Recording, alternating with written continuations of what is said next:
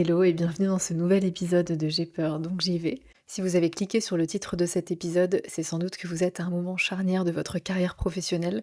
Vous venez peut-être de décrocher une promotion avec plus de responsabilités ou une équipe à manager.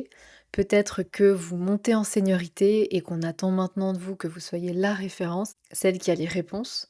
Peut-être que vous venez de faire le move de changer d'entreprise ou qu'on vient de vous confier un gros projet stratégique. Bref, tout ça sur le papier, c'est une bonne nouvelle. C'est même ce que vous vouliez.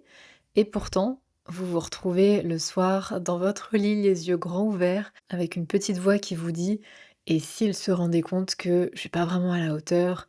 Si j'avais juste de la chance? Et si je foire? Et si cette fois j'y arrive pas?» Bref, ce genre de pensées qui font que ce moment qui devait être une victoire devient une source d'angoisse, de doute, de perte de confiance. Si vous vous reconnaissez là-dedans, restez avec moi parce que cet épisode est fait pour vous. Si vous ne me connaissez pas encore, je suis Steph Boulips, je suis coach personnel et professionnel depuis 6 ans maintenant. J'accompagne des femmes et parfois quelques hommes à se sentir confiantes, sereines et vraiment épanouies dans leur vie pro et aussi perso avec des coachings et des programmes d'accompagnement. Et j'essaye de faire pareil dans ce podcast depuis 6 ans maintenant. Et aujourd'hui, on va parler d'un sujet qui en réalité, et c'est très souvent le cas pour les sujets que j'aborde ici, ce sont des sujets qui sont revenus, régulièrement chez les femmes que j'accompagne en coaching. C'est elles qui m'inspirent, on va dire, et aujourd'hui, c'est la peur de ne pas être à la hauteur quand on passe une étape professionnelle. Donc on va voir ensemble ce qui se passe vraiment dans ces moments-là, pourquoi notre cerveau nous fait douter plus, nous fait perdre confiance en nous et surtout des premières clés pour sortir de ce doute et vous épanouir dans ce nouveau chapitre professionnel. Alors, pour commencer, je veux quand même vous partager quelque chose que je constate chez les personnes que j'accompagne dans ce genre de transition, c'est que le petit manque de confiance en soi, il était bien souvent déjà là. Il n'est pas forcément nouveau, mais il ne faisait pas trop de bruit tant qu'on était dans un terrain connu ou à un certain niveau. Et puis, il se réveille plus ou il s'accentue quand on évolue professionnellement. Et je pense par exemple à une femme que j'ai accompagnée qui est toujours avocate, qui est montée en seniorité et du jour au lendemain presque, elle n'était plus celle qui pouvait poser les questions, mais celle qui était censée avoir les réponses. Et ça a été hyper dur pour elle, qui se mettait déjà pas mal de pression, qui était assez perfectionniste. Ou je pense à une autre cliente, pour le coup qui était aussi avocate d'ailleurs, qui avait quitté son cabinet pour rejoindre un cabinet qui était très réputé, sur la recommandation d'une ancienne, consoeur. Et là, il y avait la double pression, c'est-à-dire la peur de pas être à la hauteur de la réputation de ce cabinet quand même prestigieux et la peur de décevoir la personne qui avait misé sur elle et qui s'était un petit peu portée garante en la recommandant. Et bien sûr, une autre situation courante où, c'est ce manque de confiance en soi peut se réveiller, c'est une promotion, passer à un poste avec plus de visibilité, où on se retrouve à travailler avec un manager qui est beaucoup plus haut placé, des réunions où les enjeux sont plus gros, sont plus importants, ou peut-être on a une équipe en charge alors qu'on n'avait pas avant. Et parfois ça peut être un peu le double changement, c'est-à-dire je deviens manager et en plus je change d'entreprise et donc je me retrouve dans un nouvel environnement où je maîtrise pas tout et il peut y avoir des gens de mon équipe que je manage, mais qui maîtrisent mieux que moi et donc là on peut avoir un peu honte, un peu de difficulté à demander de l'aide alors qu'on est censé être, hiérarchiquement au-dessus. Bref, il peut y avoir plein de situations de changement, mais dans tous les cas, le point commun de ces situations, c'est que on quitte une zone où on se sentait compétente, où on se sentait à l'aise, pour quelque chose de nouveau, de plus ambitieux. Et ça peut venir réveiller une peur de pas être à la hauteur du défi. On se dit, bah, ça s'est bien passé à l'entretien, ok, mais ils vont se rendre compte que je suis une arnaque, ou je vais pas passer la période d'essai, ça c'est quelque chose que j'entends souvent. Ou cette pensée de: «Si ça se passe mal, c'est toute ma crédibilité professionnelle qui va s'effondrer».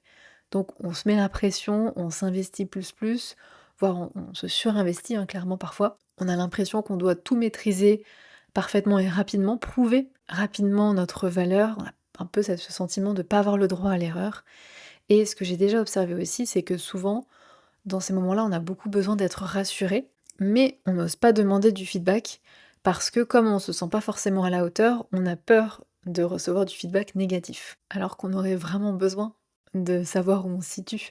Et le truc, c'est qu'il y a un petit peu un auto-sabotage qui se met en place avec cette anxiété, ces peurs qui me mobilisent quand même beaucoup mes pensées, mon espace mental, et qui font que, déjà ça me fatigue, je suis moins, concentrée, parfois moins efficace. Ce que je constate aussi, c'est que parfois ça mène à de la procrastination sur les tâches qui ont un fort enjeu.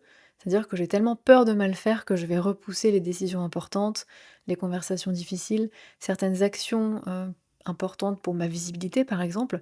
Et justement en termes de visibilité, parfois on peut avoir peur on n'ose pas forcément s'exprimer en réunion par peur de dire une bêtise devant les grands chefs, par peur de ne pas être pertinente, alors que on a évolué sur un poste où précisément on nous demande d'être plus visible et d'avoir cette nouvelle posture. Mais ça peut être très difficile et on peut avoir tendance à beaucoup préparer et donc à être un petit peu rigide aussi et beaucoup dans le contrôle, hein. En fait, un petit peu toujours en alerte pour bien faire, pour se comporter comme attendu, comme si on était constamment évalué et ça, c'est d'autant plus fort durant la période d'essai. Et ça peut vraiment nous auto-saboter et ça peut aussi avoir un impact, sur notre santé, hein, un impact sur notre sommeil. On peut avoir des tensions musculaires, des maux de tête, parfois des problèmes digestifs aussi liés au stress. Bref, c'est pas évident du tout et parfois avec tout ça, on peut en venir un petit peu presque à regretter d'avoir, changé, regretter là où on était avant. Alors, regardons un petit peu ce qui se passe vraiment dans notre cerveau. Parce que ce qui est intéressant, c'est que lorsqu'on vit ça, on a tendance à interpréter notre peur de pas être à la hauteur, d'être un imposteur, une impostrice, comme une preuve. On se dit: «Si je doute autant, c'est sûrement qu'il y a une raison. Si je me sens illégitime, c'est peut-être que je le suis vraiment». Mais la première chose à comprendre, c'est que ce que vous ressentez, c'est souvent la conséquence directe du changement. Vous arrivez sur un terrain qui parfois est connu, si vous n'avez pas changé d'entreprise, mais qui est quand même un terrain inconnu. Des nouveaux niveaux de responsabilité, nouveaux interlocuteurs, nouveaux enjeux. Et pour le cerveau, inconnu, nouveau, nouveauté, ça veut dire potentiellement dangereux. Alors pas un danger physique évidemment, mais un danger social. Le risque d'échouer, le risque d'être jugé, le risque de perdre sa crédibilité, le risque d'être rejeté. Et comme notre cerveau est programmé pour nous protéger beaucoup plus que pour nous rendre heureux ou heureuses, il va scanner tout ce qui pourrait mal se passer. Il se met en mode vigilance, il cherche les menaces, il fait les scénarios catastrophes qui vous rendent anxieuse et qui vous tiennent éveillée à 1 heure du matin. Donc, cette petite voix qui vous dit: «Tu n'es pas à la hauteur», ce n'est pas la preuve que vous êtes pas à la hauteur, que vous êtes faible, c'est pas de la lucidité, même si cette petite voix est très, très convaincante, c'est pas un regard objectif sur vos compétences. C'est pas parce que je pense quelque chose que c'est forcément vrai, même si mon cerveau est vraiment convaincant. Là, le fait de ressentir de l'inconfort, c'est normal, ça veut aussi dire que vous êtes en train d'évoluer, de grandir et ça vient avec de l'inconfort. En tout cas, l'inconfort n'est pas le symptôme que vous n'êtes pas à la hauteur. Et puis une deuxième chose à comprendre qui est importante, c'est quand on progresse professionnellement, on imagine souvent qu'on devrait se sentir de plus en plus compétente. Alors oui, bien sûr, à force de faire les choses et d'avoir de l'expérience, ce sentiment il augmente, mais à chaque évolution importante de carrière, ça nous remet quand même dans une certaine mesure dans une position d'apprentissage. Même si vous avez 10 ans d'expérience, même si vous êtes brillante, même si vous méritez totalement votre place, vous êtes quand même en train d'apprendre un nouveau rôle. Et en toute logique, apprendre, ça implique forcément de ne pas tout savoir, de poser des questions, de faire des erreurs, d'avancer avec des zones de flou. Et je sais que c'est pas évident quand on est maintenant dans une position professionnelle où on est censé justement savoir et soi-même répondre aux questions, mais il faut quand même accepter que c'est normal, c'est nouveau. Et puis, il y a une question d'identité. Ça, c'est un 3e point qui, je trouve, fait partie de pourquoi on peut ressentir tout ça lors d'un changement professionnel et encore plus particulièrement lorsqu'on passe de junior ou mid-level à senior, c'est que beaucoup d'entre nous, on a réussi en étant ce que j'appelle la bonne élève. Pas forcément à l'école, hein, mais en termes de posture. On a appris très tôt qu'on était valorisé quand on faisait ce qu'on attendait de nous, quand on le faisait bien, quand on cochait les cases, quand on respectait le cadre, quand on répondait aux attentes. Et ça fonctionnait, en fait. On était félicités, on progressait. Et donc, on a passé des années à devenir très forte à ce jeu-là. Comprendre ce qu'on attend de moi et le délivrer. Sauf que maintenant, le jeu, il change. Parce que dans votre nouveau rôle, On vous demande plus d'être la meilleure exécutante. On vous demande de décider, on vous demande de trancher alors qu'il n'y a pas de bonne réponse écrite quelque part. On vous demande de porter une vision, de vous exposer, d'influencer, parfois de convaincre, de vous faire grandir d'autres personnes. Et ça, c'est une posture complètement différente. Il n'y a personne qui va vous dire oui, c'était la bonne décision juste après que vous l'ayez prise. C'est vous qui devez vous autoriser. Vous validez vous-même en quelque sorte et il peut y avoir un peu de solitude à ce moment-là. Ça peut être assez déstabilisant parce que tout ce qu'on a fait et mis en place pour réussir jusqu'ici, ça fonctionne plus tout à fait pareil à ce niveau-là. C'est tout un changement de posture, mais bien sûr ça se travaille. Et puis enfin, quatrième point de compréhension qui est important avant qu'on passe aux clés, vous allez voir que les clés que je vais vous proposer ensuite, elles sont logiques par rapport au mécanisme que j'ai identifié. Ce quatrième mécanisme, c'est bien sûr, je pense que vous l'attendiez, le syndrome de l'imposteur. C'est la sensation, l'impression d'avoir bluffé tout le monde, que notre place, on l'a pas vraiment méritée, que c'était un peu un coup de chance ou un bon timing, où on a réussi cet entretien, mais bon, ils savent pas tout. Et tôt ou tard, en face, ils vont découvrir que on n'est pas à la hauteur. Ils vont se rendre compte. Ce syndrome de l'imposteur, il mériterait un épisode de podcast complet sur le sujet. D'ailleurs, dites-moi si ça vous intéresse, je pourrais faire ça. En tout cas, ici, ce syndrome de l'imposteur, il peut être particulièrement fort quand on évolue professionnellement. Et il y a 3 choses que j'ai identifiées par rapport à ça. La première, c'est que souvent quand on vit ce syndrome de l'imposteur, on est persuadé d'avoir un «problème de niveau» entre guillemets. Je doute parce que je pense que je ne suis pas assez bonne. Et donc on essaye de régler ça en travaillant plus, en, surpréparant, en essayant de cumuler finalement les preuves qu'on est légitime. Sauf que, et ça c'est vraiment quelque chose que je voudrais que vous reteniez, c'est pas un problème de preuves, c'est souvent un problème de perception. Et je vais répéter cette phrase parce qu'elle est importante. Derrière le syndrome de l'imposteur, c'est pas un problème de preuve, c'est un problème de perception.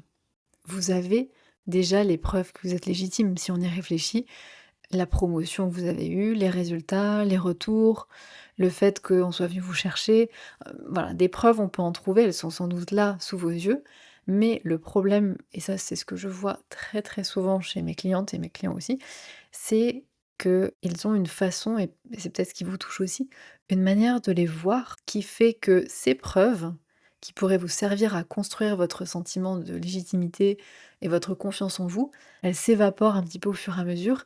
Pourquoi? Bah, parce que on disqualifie le positif. Et ça, c'est un biais cognitif dont je vous parle régulièrement dans ce podcast.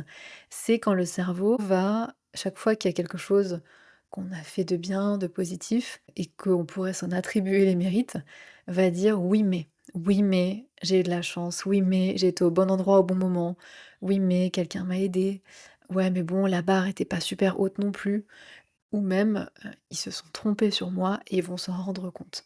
Ça, c'est le classique, c'est-à-dire qu'en fait, on peut pas gagner contre ces pensées-là et surtout, il y a aucune réussite qui vient nourrir votre légitimité. Parce que chaque fois que vous avez une réussite, un feedback positif, bah, en fait, ça passe très, très vite à la trappe. Par contre, quand vous faites une erreur, quand vous voyez les choses que vous ne savez pas encore faire, qui vous restent à apprendre, alors ça, bah, ça va enfin, votre cerveau va plutôt l'amplifier. Donc ça, c'est une première chose. La deuxième qui contribue grandement à ce syndrome de l'imposteur, c'est que le seuil pour se sentir légitime, il est placé un peu hors d'atteinte. C'est souvent, je me sentirai légitime quand je maîtriserai tout. Sauf que bah, ce jour-là, il n'arrive jamais. Et d'ailleurs, c'est même pire, c'est-à-dire que plus on progresse et plus on découvre l'étendue de ce qu'on ne sait pas encore. Donc la barre, elle recule, elle monte à mesure que vous avancez avec elle. Et ensuite, toujours dans ce syndrome de l'imposteur, une troisième chose qui contribue beaucoup, c'est que on a une image de soi un peu périmée, si vous voulez. C'est-à-dire que souvent, les compétences, elles ont évolué, mais l'image de soi, elle reste un petit peu en arrière. J'ai par exemple une personne qui m'a dit récemment qu'elle était, devenue manager, mais qu'elle se voyait toujours comme une petite junior qui apprend. Ou quelque chose que j'entends aussi très souvent, c'est: «Je me sens comme une petite fille». Ça, c'est quelque chose qui revient beaucoup et donc on a cette perception de soi qui n'est plus en phase avec qui on est et ce qu'on est capable de faire aujourd'hui. Donc vous voyez que derrière ce sentiment d'imposture, c'est pas vraiment une question de compétence ni de preuve, parce qu'à un moment donné, les preuves de la compétence, elles changent plus le ressenti. C'est vraiment une question de perception de soi, d'estime de soi, et c'est souvent ça le nœud à travailler derrière, hein. L'estime de soi, la peur du regard des autres, la peur du jugement, le perfectionnisme, des croyances. C'est souvent sur ces aspects-là, en fait, que le vrai travail se situe et c'est ce qu'on fait en coaching, du coup. On travaille sur ça et pas sur comment je trouve encore plus de preuves. Enfin, vous pouvez vous pouvez, hein, faire une liste, il y a pas de souci, une liste de vos compétences, de vos qualités ou je ne sais quoi. C'est pas ça qui va changer votre sentiment profond. Parce que le blocage, il se situe, bah, justement un petit peu plus profondément sur ces aspects que je viens de citer. Maintenant qu'on a compris tout ce qui se joue dans ces moments-là et qui fait que vous ressentez tout ça à ce moment charnière de votre carrière, je voudrais vous donner 3 premières clés concrètes qui, vous allez le voir, répondent directement aux mécanismes qu'on vient de voir. La première, c'est se rappeler les faits, oui, et surtout repérer quand on les disqualifie. Vraiment faire attention à ce biais de disqualification du positif. Parce qu'on l'a dit, le problème, c'est pas le manque de preuves de votre légitimité, même si je vais quand même mettre une petite nuance là-dedans parce que j'ai quand même des personnes qui démarrent un nouveau poste et qui finalement n'ont pas vraiment de feedback pendant 1, 2, 3 mois. Et en réalité, 99% du temps, pas de nouvelles, bonnes nouvelles. En fait, c'est ou bien elles ont un manager qui fait pas énormément de feedback, ou bien elles en demandent pas aussi, hein, ou bien bah, elles sont à un niveau où il n'y a pas quelqu'un qui va toujours leur dire que c'est bien. Et que l'absence de validation est interprétée comme bah, du coup, je ne suis pas à la hauteur. Vraiment attention à ça. Et n'assumez pas que si on ne vous dit rien, c'est que c'est pas bien. Parce que c'est vraiment souvent un raccourci que le cerveau peut faire. Et surtout attention à la disqualification du positif dans votre quotidien, parce que sans doute que vous avez des petites réussites, des choses que vous apprenez, des choses que vous faites bien, mais on a cette tendance, comme on le disait, à transformer chaque réussite en non-événement. Donc la première clé, c'est pas accumuler plus de preuves, c'est réapprendre à voir celles qui sont déjà là. Parce que juste pour revenir aux faits quand même, une entreprise, elle donne pas une promotion par charité, en général. Un cabinet ne recrute pas quelqu'un complètement au hasard. Une direction ne confie pas un projet stratégique à la première personne qui passe dans le couloir. Si vous êtes là où vous êtes, c'est que il y a peut-être une raison. Il y a peut-être des chances de penser que c'est pas une erreur ou que c'est pas un coup de chance. C'est sans doute une décision prise par des gens dont c'est précisément le métier d'évaluer qui serait à la bonne place. Donc, je vous propose un petit exercice d'observation qui est que la prochaine fois que quelque chose se passe bien, que vous avez un retour positif, ou même sans retour, vous avez une réunion qui se déroule plutôt bien, un projet qui avance, observez la pensée qui suit. Et très souvent, il y a ce fameux oui mais, oui mais j'ai de la chance, oui mais n'importe qui aurait pu le faire. Et c'est exactement à ce moment-là qu'il faut attraper ça en vol et ne pas toujours croire cette pensée. Donc, au début, contentez-vous de remarquer ce biais, tiens là, je suis en train de disqualifier le positif. Et puis petit à petit, posez-vous une question simple. Est-ce que ce que je pense là, c'est un fait ou une interprétation? Quand je me dis que je suis pas à la hauteur, ben, c'est sans doute une interprétation. Et à l'inverse, quand je me dis on m'a choisi pour ce poste, c'est un fait. Ça, c'est important parce qu'on a tendance à prendre nos pensées, nos interprétations pour la réalité. Et faire cette distinction-là, déjà, ça change beaucoup de choses. Clé numéro 2, c'est accepter de ne pas être excellente immédiatement. Parce que souvent, ce qui rend une prise de poste ou un changement pro comme ça difficile, c'est qu'on a des attentes très élevées envers soi-même. Or, quand on devient manager, on n'est pas censé être, surtout si c'est la première fois, être une manager expérimentée au bout de 2 semaines ou d'1 mois. Quand on change d'entreprise, on n'est pas censé comprendre toute la culture, tous les codes, tout ça en 1 mois ou 2. Il faut vous laisser le temps d'appréhender tout ça. Et je sais que ça, vous le savez et que vous avez bien en tête que vous ne pouvez pas être parfaitement opérationnel dès le début, mais parfois quand même, il y a au fond l'attente que ça aille vite et de prouver sa valeur rapidement. Et on veut être tout de suite en maîtrise de tout. Donc au lieu de ça, je voudrais vous proposer de changer un petit peu le critère et de regarder votre évolution finalement. Vous demandez: «OK, aujourd'hui, qu'est-ce que j'ai appris? Qu'est-ce que je comprends mieux qu'il y a 1 mois? Quelle, situation qui m'aurait stressée il y a quelques semaines, aujourd'hui j'arrive à mieux la gérer?» En fait, regardez vraiment la bonne métrique qui est votre progression. Parce que vraiment, je le répète, ce qui fait beaucoup de mal, c'est lorsqu'on a des attentes qui sont très élevées, voire qui sont irréalistes. Et du coup, bah, forcément, on se sent pas à la hauteur. On est déçu de soi, on perd confiance en soi et ça devient un petit peu un cercle vicieux. Troisième clé maintenant, c'est d'accepter que la légitimité vienne après l'action et pas avant. Et ça, je sais que c'est pas évident parce que souvent, il y a cette croyance qui bloque énormément de personnes qui est que quand je me sentirai légitime, quand j'aurai confiance en moi, alors j'oserai prendre la parole en réunion plus facilement, alors j'oserai, plus donner mon avis, alors j'oserai, poser, des limites, j'oserai dire non et cetera. On attend la confiance, le sentiment de légitimité pour avancer, pour agir. Sauf que la réalité, c'est que c'est l'inverse. C'est en faisant toutes ces choses-là que la confiance en soi se construit. Parce que la confiance en soi, c'est pas pareil que l'estime de soi. La confiance en soi, c'est la croyance que je suis capable, alors que l'estime de soi, c'est plus par rapport à ma valeur. Et donc parfois, je peux avoir confiance en moi et avoir une mauvaise estime de moi. Je peux me sentir tout à fait compétente dans mon travail et pourtant être très dure avec moi-même, me critiquer et avoir une image de moi qui n'est pas forcément positive. Donc la confiance en soi, ça se construit aussi parce que j'ai fait l'expérience et j'ai vu que j'étais capable. Et donc c'est pour ça qu'elle est souvent la conséquence de l'action et rarement son prérequis. Sauf que souvent on pense au contraire que je dois avoir confiance en moi pour agir. Quand j'aurai confiance en moi, ce sera beaucoup plus facile. Et du coup, bah, on gagne jamais confiance en nous parce que bah, c'est l'inverse en fait. C'est j'ose faire des petites choses et c'est là où je vois que ah ouais, en fait, je suis capable, je peux. Et c'est cette information, cette preuve-là qui va nourrir mon sentiment de confiance, de légitimité. Si tant est que chaque fois que j'ai cette preuve, je ne la disqualifie pas. Et là, je vous renvoie à la clé numéro 1. Donc ce que je veux vous inviter à faire avec cette clé, c'est à vous challenger un petit peu. Accepter que vous n'avez pas besoin de vous sentir prêt ou prête pour y aller et essayer et tenter. Mais quelque chose de petit. Ça peut être justement donner votre avis, ça peut être oser poser une question, oser dire que vous ne savez pas. Ça parfois ça peut être difficile. Ça peut être de bons petits challenges. Donc voilà pour ces 3 clés qui sont une base. Je vous invite vraiment à les tester et pas seulement les écouter. Et si justement vous écoutez tout ça en vous disant: «OK, je comprends, ça fait sens» et qu'en même temps vous sentez bien qu'entre le comprendre et le vivre vraiment, il y a parfois un monde, sachez aussi que c'est normal. Ça ne veut pas dire que vous faites mal les choses, c'est qu'il y a certains schémas, le perfectionnisme, le doute, la peur du jugement des autres, l'habitude de chercher la validation extérieure, tout ça, qui sont des schémas anciens, qu'on a parfois depuis l'enfance même, qui malheureusement ne se défont pas en écoutant un épisode de podcast. Le vrai changement, en réalité, il se fait dans la pratique, donc c'est pour ça que je vous invite à chaque épisode de podcast à appliquer, à tester.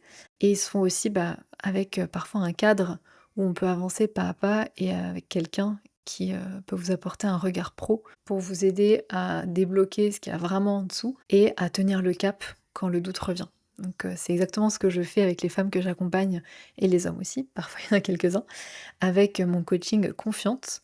Si ça vous intéresse, je vous mets les informations en description de cet épisode. Et si vous voulez qu'on en discute et voir concrètement comment je pourrais vous aider dans votre situation à vous, vous pouvez réserver un appel découverte avec moi. C'est un appel qui est offert de 30 minutes, qui est sans engagement bien sûr. Je vous mets également le lien dans les notes de cet épisode et vous pouvez aussi le retrouver dans le lien de ma bio sur Instagram qui est Steph Blue Lips. Donc c'est STEF BLUELIPS sur Instagram. Avant de se quitter, j'aimerais qu'on retienne un petit peu l'essentiel de cet épisode. Si vous traversez une de ces situations, une de ces transitions professionnelles en ce moment, et que vous doutez, je voudrais que vous reteniez une chose, c'est que le doute, c'est votre cerveau qui fait son travail face à la nouveauté, face à ce qu'il peut percevoir comme un danger. Et même si quand il nous envoie certaines pensées, certains scénarios, il peut être très convaincant, mais il n'a pas toujours raison. La confiance, le sentiment de légitimité, il ne vient pas toujours malheureusement, en cumulant toujours plus de preuves de notre compétence, parce que notre cerveau est capable de les balayer et de donner plus d'attention à nos erreurs, à ce qu'on ne sait pas, etc. Et cette confiance, elle vient pas non plus en attendant d'être prête ou d'être prêt. Elle se construit à la fois en regardant les choses de manière un petit peu plus objective, en s'autorisant à progresser, s'autorisant à apprendre plutôt qu'à tout maîtriser tout de suite, et en passant à l'action même quand on se sent pas encore totalement légitime. légitime, vous l'êtes, vous n'êtes pas arrivé ici par hasard et ce que je vous dis là, c'est exactement l'esprit du podcast. C'est qu'on n'attend pas que la peur disparaisse pour avancer, on avance avec elle. J'ai peur, donc j'y vais et si cet épisode vous a parlé, bah, n'hésitez pas à le partager à une personne autour de vous qui peut-être, vit ce changement pro en ce moment et moi je vous dis à dans 2 semaines pour un nouvel épisode. D'ici là, prenez soin de vous. Ciao!